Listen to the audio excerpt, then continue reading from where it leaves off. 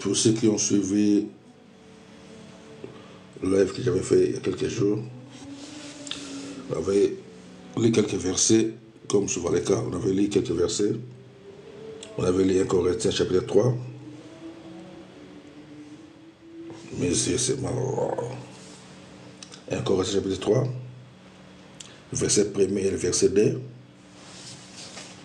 On avait lu ça, je vais juste réexpliquer. Et puis on va continuer encore un peu.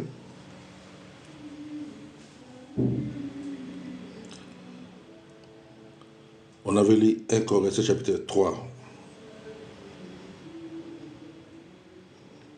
verset 1er et le verset 2.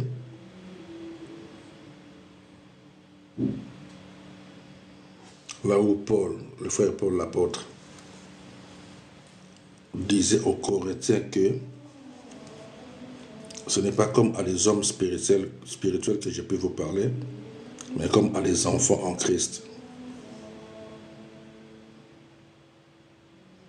Donc parce que des choses qu'elle comptait soit de les expliquer, ça pouvait être un peu trop dur pour eux. C'est pour ça qu'il les avait dit que vous êtes encore charnel, donc vous ne pouvez pas supporter des choses que je vais vous expliquer. Donc, j'avais lu ça, pourquoi? Parce que on avait lu aussi, je pense que j'ai noté ça ici, on avait lu aussi Matthieu chapitre 28, le dernier chapitre du livre de Matthieu, où lui-même, le Maître Seigneur Jésus, dit à ses disciples d'aller faire de toutes les nations des disciples. Lorsqu'ils les avaient dit ça, d'aller faire de toutes les nations des disciples, de les baptiser et de les enseigner. Donc, lorsqu'il s'agit de baptiser, c'est pour leur donner le baptême, leur permettre de s'attacher réellement à Christ et de les enseigner la parole. Enseigner-leur la parole de Dieu, c'est pour leur permettre de grandir dans la connaissance des choses de Dieu, comme on dit, grandir spirituellement. Et lorsqu'on commence à grandir spirituellement, donc on arrive à acquérir des connaissances, on quitte ce niveau de bébé spirituel, comme on dit, et on devient comme un adulte dans les choses de Dieu. Et là, on arrive à comprendre maintenant des choses spirituelles facilement. C'est pour cela Paul, l'apôtre, avait dit aux Corinthiens que le livre de 1 Corinthiens chapitre 3, verset 1er, verset 2, ce n'est pas comme à des hommes spirituels que je vous parle, mais comme à des enfants en Christ. Pourquoi? Parce que vous êtes encore charnels, donc vous ne pouvez pas supporter beaucoup de choses maintenant. Donc nous allons continuer seulement dans ces lignées-là pour permettre à ceux qui aiment la parole de Dieu d'acquérir des connaissances. Donc pour acquérir des connaissances, il faut commencer d'abord à comprendre la base. Le départ des choses, et on va évoluer ensemble petit à petit dans la compréhension des choses de Dieu qui va nous amener à développer notre connaissance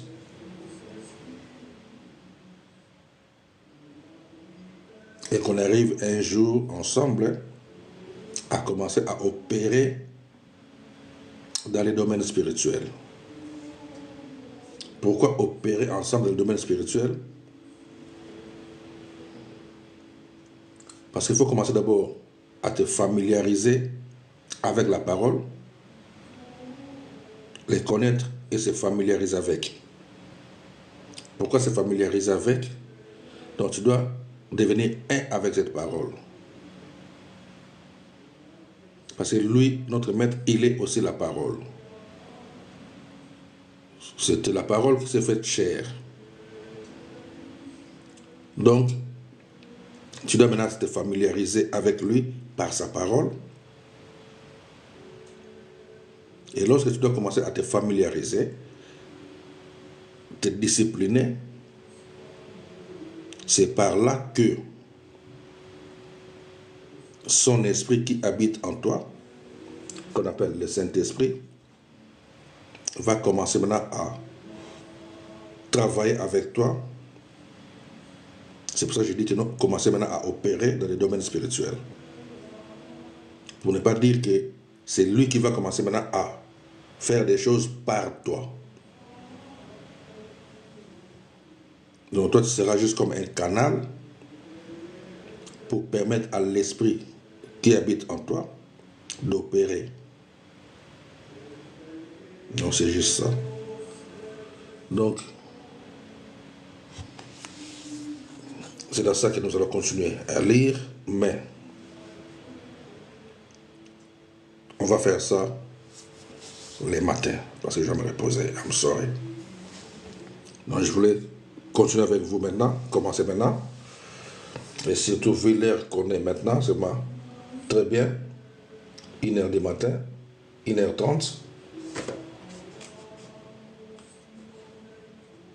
Quand je suis là aussi demain, je voulais qu'on puisse commencer maintenant. Ça va faire très très bien. Pourquoi? Parce que c'est pendant les heures comme ça où le monde est trop calme, dans le silence. Et c'est là où on arrive à faire ce qu'on appelle les grands pas, accélérer un peu ce processus, ou à forcer un peu les choses pour avancer un peu rapide. Et ça peut se déclencher aussi quelques manifestations, des choses divines. Parce que même pendant que vous m'écoutez là, toute personne qui écoute le son de ma voix, parce que pour les choses de Dieu, dans le domaine spirituel, ce n'est pas ce que je vois, le nombre là, 2, 3, 4, 2, 3, 4, qui est important, non. Mais ce qui est important, c'est ce qui écoute le son de ma voix. Te voir ou pas, ce n'est pas important, c'est d'écouter. Et ça peut se déclencher. Ça peut déclencher quelque chose dans ta vie et tu commences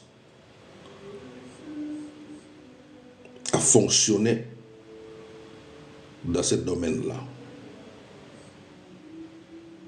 Parce que tu peux être saisi par l'esprit et travailler avec.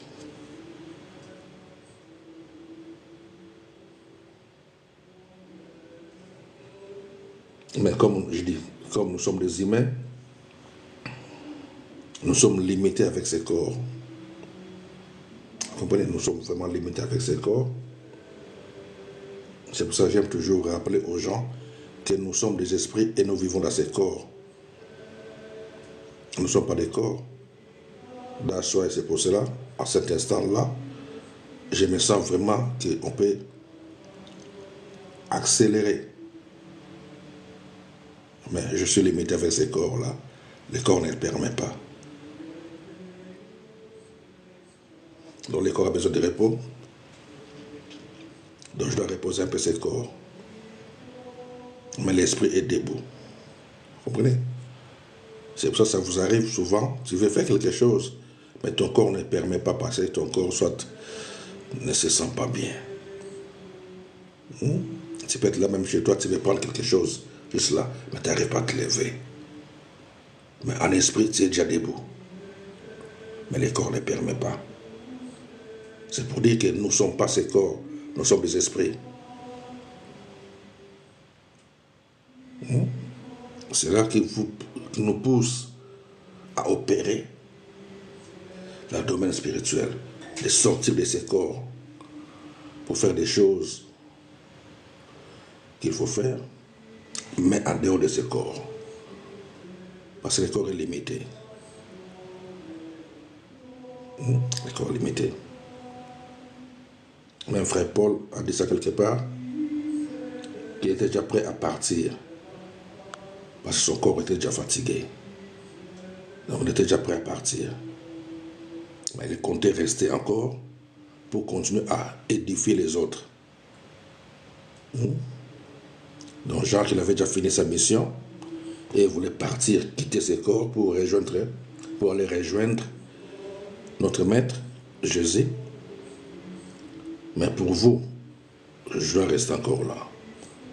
Donc pour aider les autres à acquérir encore des connaissances, c'est comme ça. Donc pour dire que lorsqu'on s'engage à servir, ce n'est pas pour toi. Ou lorsque moi je m'engage, je m'étais engagé à servir, ce n'est pas pour moi, c'est pour les autres. Maintenant, le travail que moi j'ai à faire, c'est entretenir ces corps pour demeurer longtemps encore sur cette planète, pour transmettre ce que l'Esprit veut transmettre par moi. Des connaissances que l'Esprit veut donner aux autres par moi. Donc juste, offrez vos corps, comme notre frère toujours, Paul, nous le rappelle, vous devez offrir vos corps comme un sacrifice vivant. Romains chapitre 12. Ne vous conformez pas au siècle présent, mais offrez vos corps comme un sacrifice vivant. Cela, j'ai juste débranché, comme on dit, congélateur et c'est des glaçons qui tombent. Donc d'offrir nos corps comme un sacrifice vivant, parce que nous sommes des esprits et nous sommes les maîtres de nos corps. Maintenant, toi-même en tant que responsable de ton corps, si tu n'offres pas ton corps, ou si tu ne sais pas comment offrir ton corps, d'autres esprits peuvent venir utiliser ton corps. Mais tout va se passer par toi. Et les gens dans ce monde, les gens de ce monde, ils voient toi. Ils voient que c'est toi qui fais, même si ce n'est pas toi. Parce que c'est toi qui es le responsable de ce corps-là. Mais lorsque maintenant toi-même tu veilles sur ton corps, tu surveilles ton corps et tu l'offres à notre maître et Seigneur Christ Jésus pour le servir, donc c'est là que tu vas travailler avec notre Seigneur et avec ses anges. Tout se passe dans ton corps. Et le monde voit toi.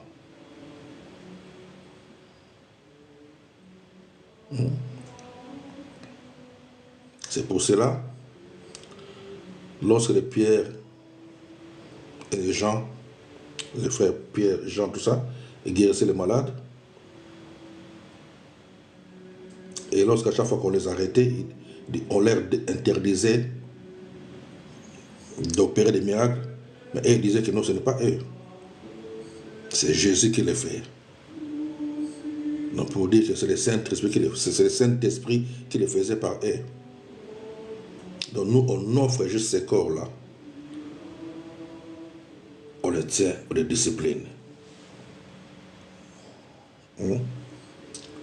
Donc c'est un peu ça. Bon.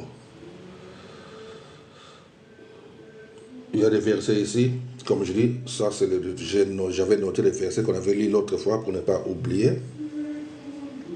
Et on devait continuer. Donc comme j'ai dit, on avait lu Matthieu chapitre 28, versets 18 et 19. Allez, faites de toutes les nations des disciples. Baptisez-les au nom du Père, du Fils et du Saint-Esprit et enseignez-leur. C'est ça la recommandation. C'est la recommandation. Ce n'est pas d'aller faire de quelqu'un un chrétien. On ne fait pas d'une personne un chrétien, non. On fait des disciples. Et un disciple deviendra chrétien après. Ou un disciple devient chrétien après. Par son comportement, par son attachement au maître, aux enseignements des maîtres, à l'obéissance de la parole. C'est là qu'on devient un chrétien. On peut tout le monde peut beau dire que je suis chrétien, c'est pas grave, c'est normal. C'est le langage de tout le monde, que je suis chrétien. Mais, si vous voulez le faire en accord avec la parole, c'est voir d'abord qu'on commence par être un disciple. Et lorsqu'on est disciple, tu dois commencer à recevoir les enseignements des autres disciples qui étaient là avant toi, qui ont déjà eu quelques connaissances. Ils vont t'aider à acquérir le peu qu'ils ont reçu avant. Le peu qu'ils connaissent. T'aider à les acquérir, ces connaissances-là, de gauche à droite. Tu peux rester chez un seul maître, on peut dire. Maître, ça veut dire quoi? Prédicateur, pasteur, peu importe, pour recevoir les enseignements. Et plus tu grandis dans la connaissance, tu commences à fonctionner, tu commences à te discipliner, c'est là qu'on commence à devenir ce qu'on appelle un chrétien. Même lui-même, Jésus, dans le livre de Matthieu, chapitre 12, verset 50, il dit qui sont mes frères ou qui sont mes sœurs, sinon c'est la personne qui fait la volonté du Créateur. Vous comprenez? De simples choses comme ça, que des fois nous on ne comprend pas ou on ne connaît pas. Lorsque je me dis frère en Christ, ou tu te dis sœur en Christ, oui, donc c'est la sœur de Jésus. Frère en Christ, donc c'est le frère de Jésus. Et Jésus lui-même dit qui est mon frère, qui est ma sœur, sinon c'est lui qui fait la volonté du Créateur, donc de son Père. Donc si tu ne fais pas la volonté du Créateur, tu n'es pas son frère. Oui, c'est comme ça, c'est là où ça devient sérieux. Et ce sérieux-là maintenant, c'est surtout pour ceux qui s'engagent à les servir. Pour ceux qu'on dit les simples fidèles, ça c'est normal. Tout le monde est chrétien. Pour les simples fidèles, tout le monde est chrétien. Juste si tu acceptes Jésus comme Seigneur et Sauveur de ta vie, ou voire même c'est juste tes parents qui les avaient acceptés, et toi tu es juste né dans une maison, comme on dit, moi je suis né dans une famille chrétienne, donc beaucoup de gens les prennent de cette manière-là. Moi je suis né dans une famille chrétienne, je suis né dans une famille, tout ça. Et nous c'est comme ça, mon oncle était pasteur, et mon grand-père, beaucoup prennent ça de cette manière-là. Ok. Mais lorsque toi-même, tu t'engages maintenant à les servir, tu es obligé à suivre les étapes telles qu'elles sont, ce processus-là. C'est à cause de ces choses que vous voyez beaucoup de ceux qui se disent serviteurs ou servantes même, ils n'arrivent pas à opérer dans le domaine spirituel. Ils crient seulement, ils font des bruits. Au nom de Jésus, au nom de Jésus, au nom de Jésus. Mais la personne qui opère dans le domaine spirituel ne crie jamais. Ne crie jamais. Parce que c'est la discipline. Tu dois te discipliner et les choses doivent fonctionner en accord avec ton mode de fonctionnement. Parce que tu sais que non, toi, tu dois juste veiller à ces corps. C'est toi qui es le responsable. Moindre erreur, tu permets à d'autres esprits de prendre contrôle de ces corps-là. Et toi aussi, tu seras là. Mais c'est eux qui vont le guider. C'est eux qui vont le diriger. Mais par contre, si tu te disciplines et tu veilles à ta vie, c'est le Saint-Esprit qui va te discipliner, va te diriger, va te guider, et tu vas fonctionner, toi et les êtres célestes qu'on appelle les anges, parce qu'ils sont nos compagnons de service.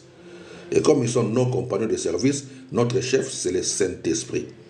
On peut dire c'est Jésus. Et son esprit, qu'on appelle le Saint-Esprit, habite en nous. C'est lui qui nous guide, nous et les êtres célestes qu'on appelle les anges. Parce que comme je dis, je répète, nous sommes des compagnons. Nous travaillons, nous et les anges, ensemble, par le Saint-Esprit. Vous comprenez? Et comme on dit, avec les êtres célestes qu'on appelle les anges, et il n'y a rien qui est caché. Ils voient ton comportement, ils voient comment tu fonctionnes. Ils peuvent travailler avec toi seulement si tu es en accord avec le Créateur. Et pour être en accord avec le Créateur, c'est ta manière de discipliner ta vie. Comment tu fonctionnes avec ce corps. Qu'est-ce que tu fais avec?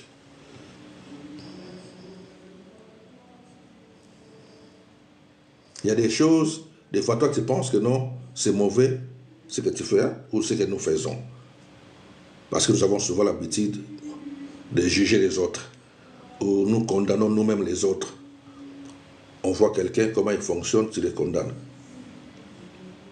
Ou tu te culpabilises toi-même. Qu'est-ce que je veux dire par là? Donc, il y a des choses que nous faisons des fois, nous pensons que c'est péché, mais ce n'est pas péché. Et il y a d'autres choses que nous faisons, que nous pensons que ce n'est pas péché, mais c'est péché.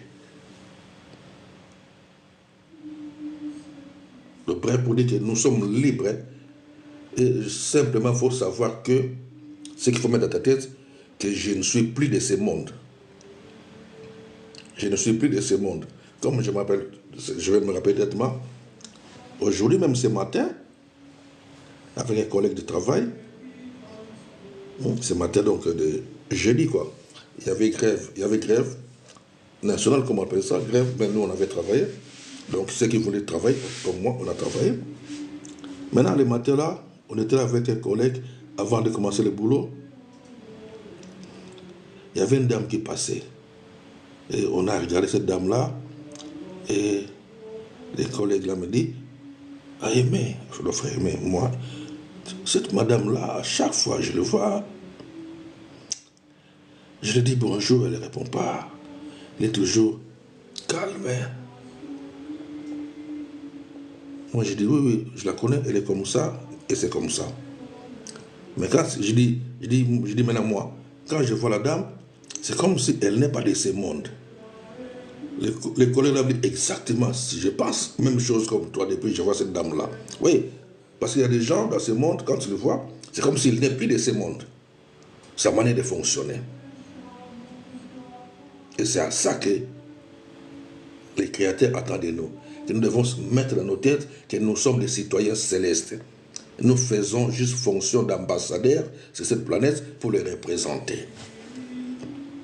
Selon 2 Corinthiens, chapitre 5, verset 20. Nous ne sommes plus de ce monde. Donc nous sommes dans ces planètes que pour les représenter.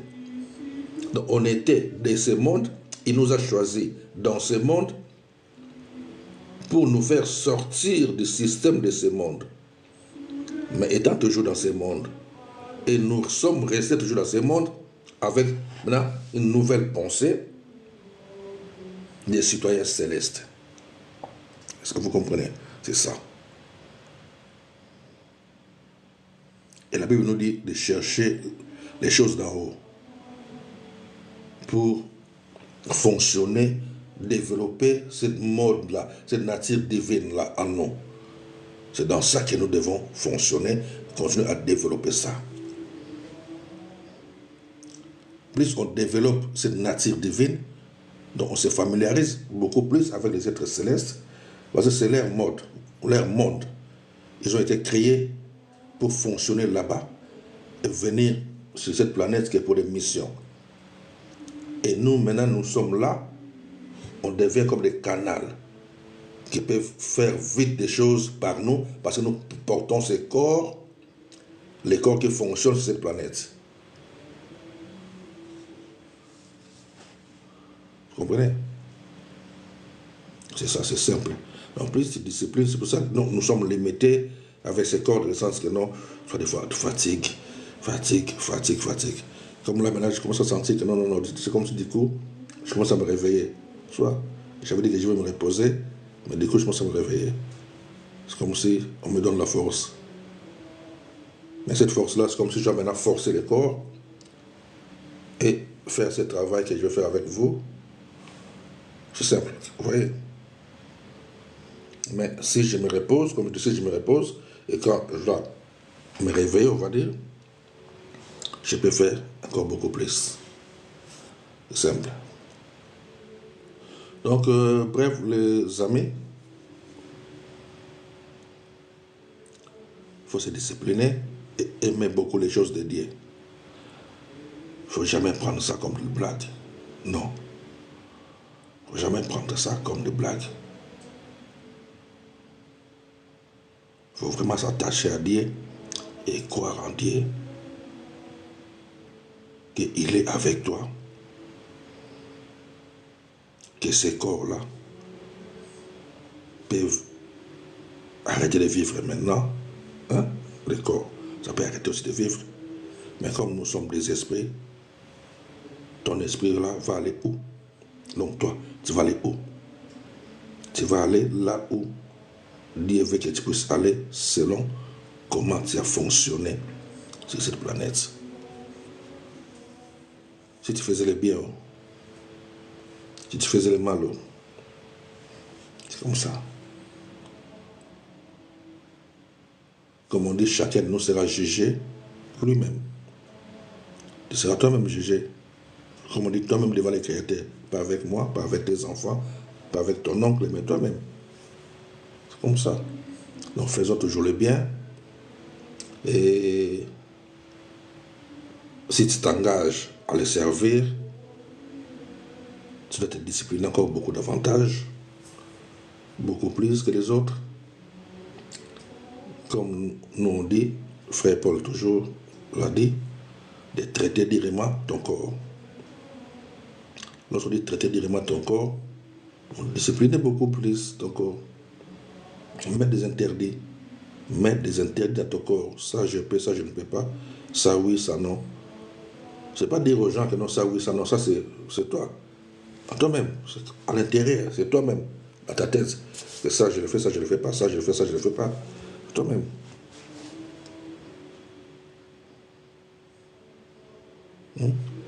Comme moi je vis là, il y a beaucoup de choses que je ne fais pas. Beaucoup de choses que je ne fais pas. Mais c'est en moi. C'est moi-même. C'est comme ça. Donc tu dois mettre des interdits toi-même. Ça je peux, ça je peux, ça. De temps en temps, oui, mais ça, non, pas trop. C'est pour ça même la nourriture, il faut gérer, pas trop. Donc tu dois veiller à ton corps. Et plus tu veilles à ton corps, et plus étudier beaucoup la parole de Dieu, plus tu te disciplines, et plus tu étudies la parole de Dieu, c'est là que nous, comme je dis, les êtres célestes, les anges, vont beaucoup t'aider et se familiariser avec toi, travailler avec toi.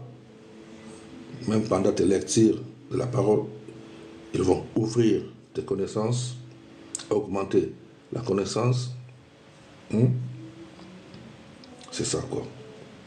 Et c'est pour ça aussi le Saint-Esprit est en toi, comme dit, l'Esprit du Créateur habite en toi, pour t'aider dans toutes ces choses-là.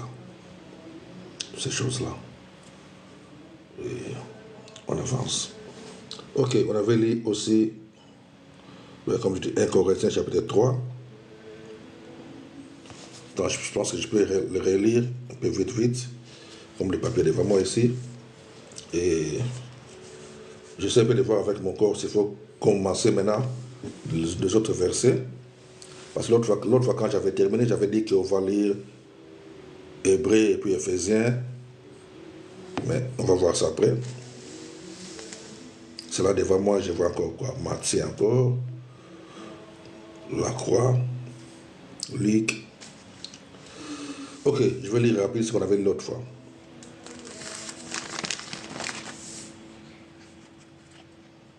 Juste pour passer un peu de temps ensemble, n'est-ce pas? Yes.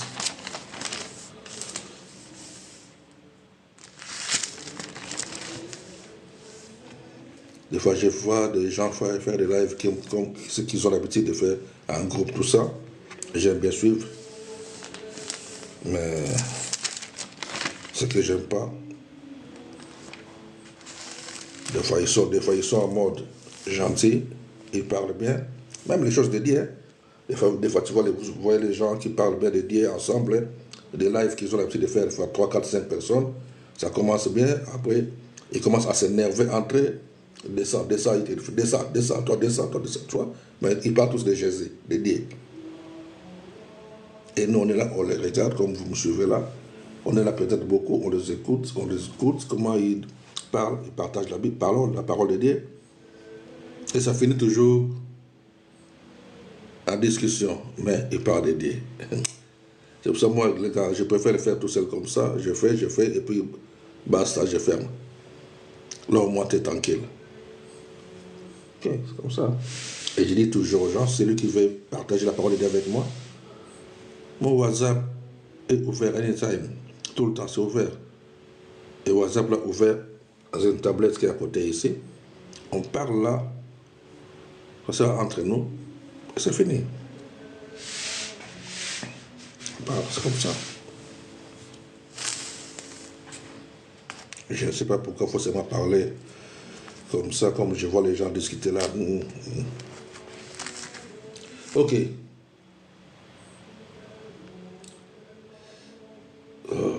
Mais c'est Matthieu chapitre 28. On commence par là. C'est bête. Je passe le verset soit devant moi. Ok, Matthieu chapitre 28.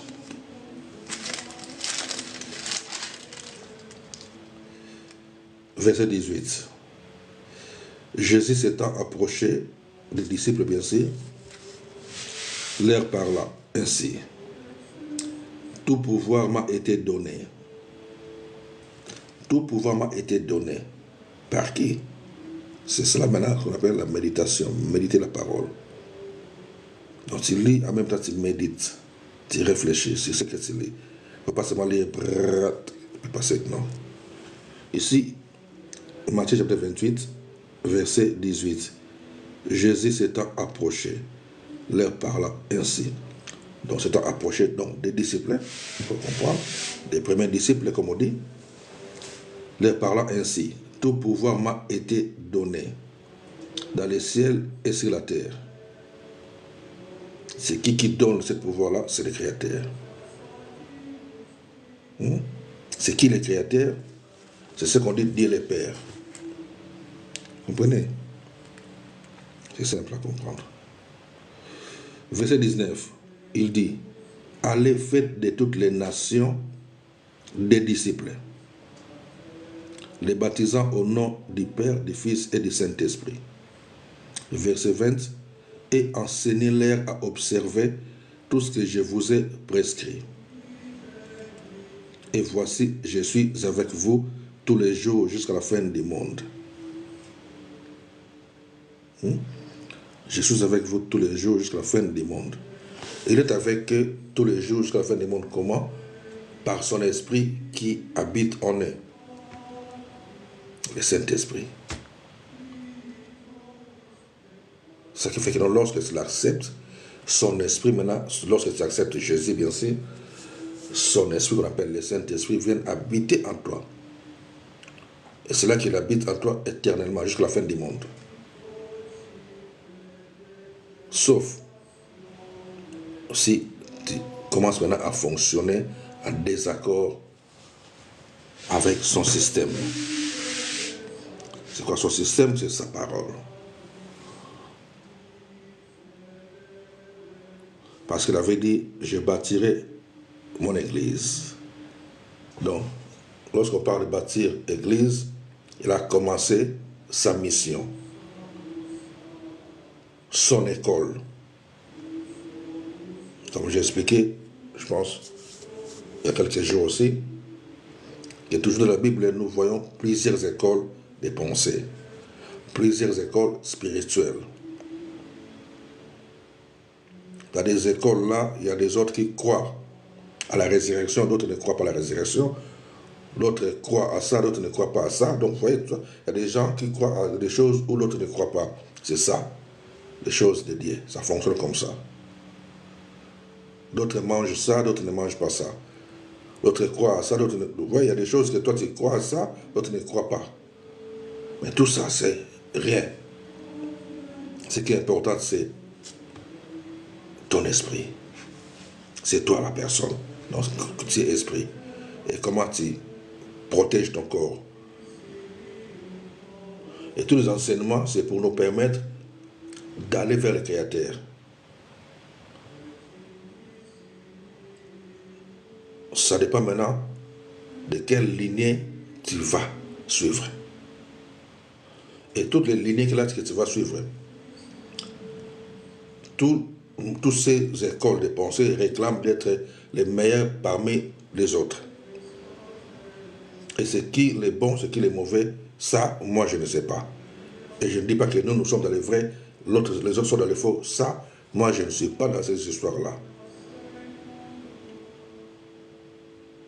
Vous comprenez? Là, ce sont des enseignements, comme moi j'appelle, ce sont des enseignements des écoles maternelles, dans des pasteurs. C'est à eux de dire que nous sommes dans les vrais, les autres sont dans les faux. Mais lorsque tu grandis dans la spiritualité, il n'y a que les créateurs et les êtres célestes et les êtres terrestres que nous sommes. Maintenant, nous, les terrestres, on se familiarise avec les célestes.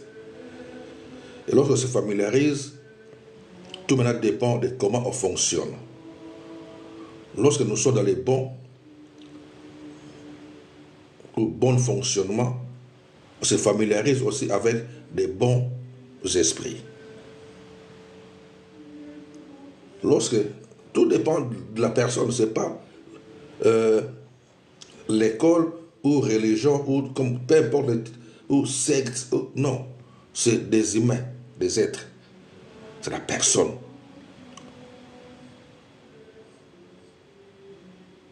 C'est pour cela il y a un esprit mauvais qui avait dit aux 7 fils de Séva, le livre, je pense, de Marc, Actes des Apôtres, chapitre 19, verset 15, que je connais Jésus et je sais qui est Paul. Il n'a pas dit que non, je connais Jésus et je sais qui sont les disciples, ou je connais les disciples, ou je connais cette école, ou je connais cette religion. Non. Je connais Jésus et je sais qui est Paul. Mais vous, qui êtes-vous? Donc toi, qui es-tu? Est-ce que vous comprenez? C'est pour ça que j'avais dit au départ, lorsque tu es un simple fidèle, c'est bon, tu es chrétien, tu es tout ce que tu fais. Mais lorsque tu veux commencer à servir, tu dois vraiment te discipliner et suivre des choses, non pas parce que la religion ou l'école, mais c'est toi, en tant qu'individu. C'est toi et ton maître. Qui est ton maître? Ou tu peux aussi ne pas avoir de maître. Ça veut dire que quoi? C'est toi et le créateur direct. Donc tu deviens toi-même. C'est là. On nous dit dans Hébreux 5, 12. Vous qui depuis longtemps devrez être des maîtres. Hébreux 5, 12. Vous qui depuis longtemps devrez être des maîtres. Mais vous êtes encore là à fonctionner comme des enfants. Mais par contre, nous, lorsqu'on devient des maîtres, on sait qu'on a devant nous les maîtres des maîtres, les rois des rois. Vous comprenez? C'est comme ça qu'on place votre maître. C'est comme nous, lorsqu'on faisait le sport, comme moi, je fais le judo, lorsque j'étais petit, on faisait le judo. Et celui qui a créé le judo, c'est un japonais, il s'appelle Jigoro Kano. Peu importe